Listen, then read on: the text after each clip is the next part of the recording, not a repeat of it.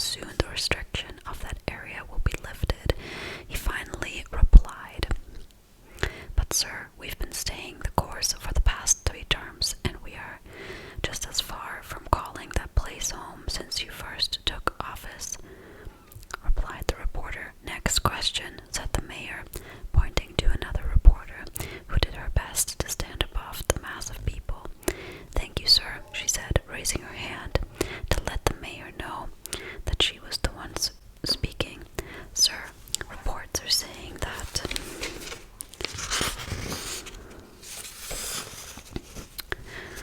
thousands..." Wait. Is this the right page? Yeah. 1,000 rounds of ammunition were fired from the gang members in the library. That kind of firepower is something that you would only see in a war, much less an area in a city. Are you convinced that these are solely gang members and not some kind of domestic terrorist organization such as the United Hands?" The mayor laughed. No. The United Hands was eradicated years ago. These are organized gang members that have taken over Section E. Nothing more, nothing less. Next question. He pointed to a third reporter. "Sir, there have been an increasing number of riots and protests in Section E against the NCCPD in response to the recent string of police brutality accusations, as well as the failure to deter the increase in crime. Can you comment?" No comment. Next question. The mayor pointed to a fourth reporter. "Thank you for taking my question, Mr. Mayor. As you know, you're up for re-election in about a year and a half. With the announcement of Ivan Kaluiga joining the mayoral race, what are your thoughts about him pushing you out?" The mayor chuckled.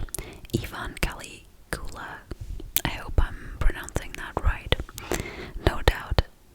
is no doubt an innovator. As you know, companies like his are responsible for developing commercial robots for labor, such as raising children, customer service, and even managing business operations. It's no secret that his products like the ServeBot, the CareBot, and the BossBot, to name a few, have changed our everyday lives. But this is politics, not a business. He may know how to sell a robot,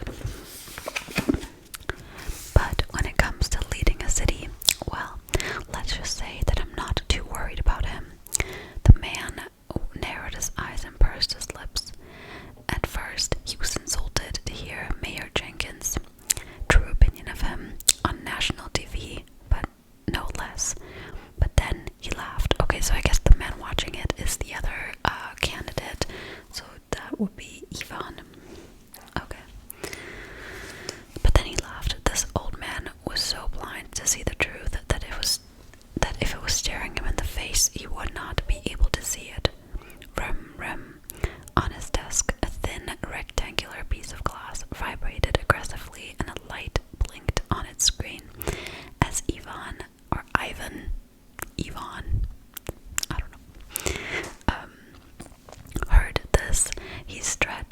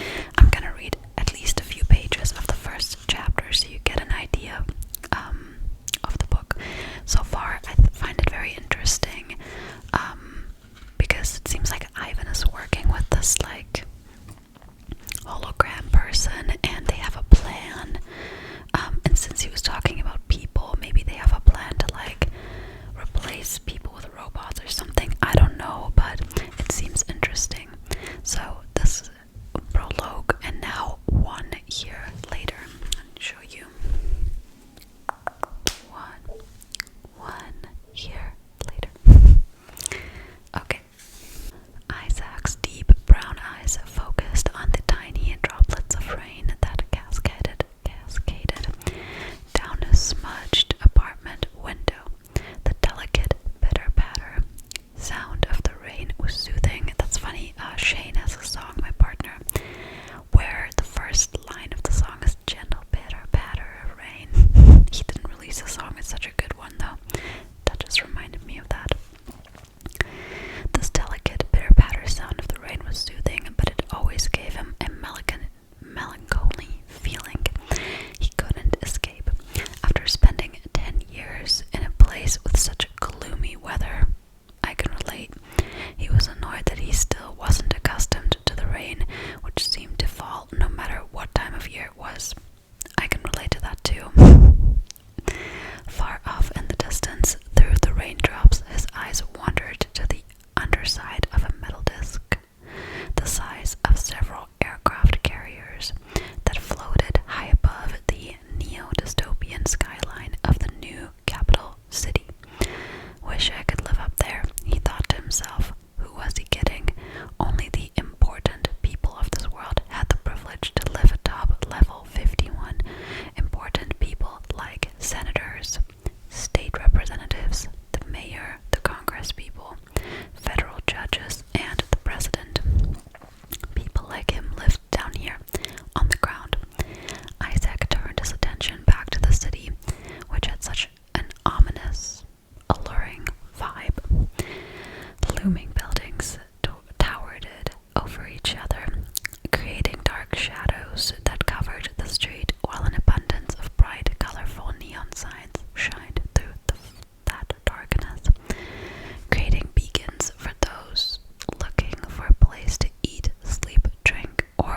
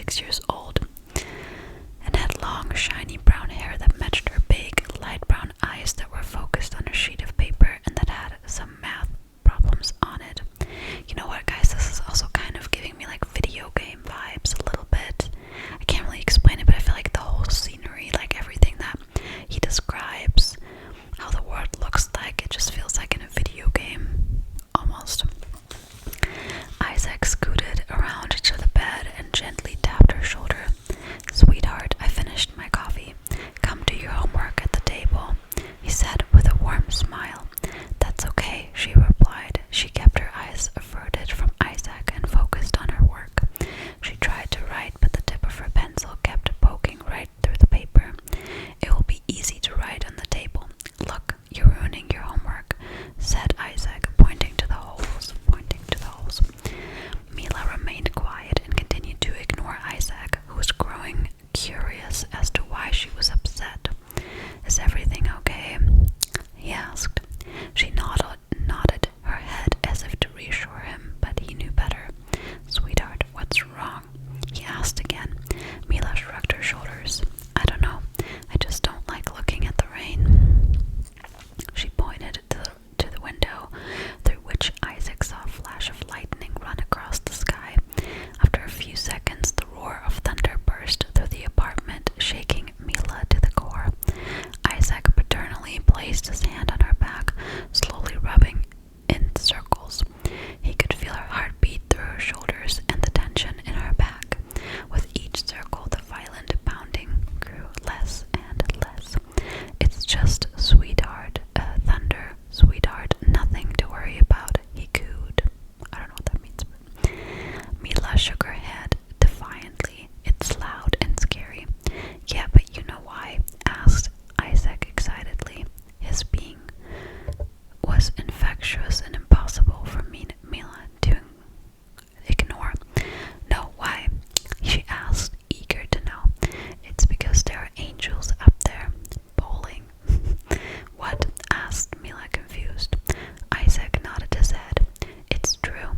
There are angels up there that love to bowl. When it thunders, that means they are hitting the pins down." Mila giggled. "No, you're lying."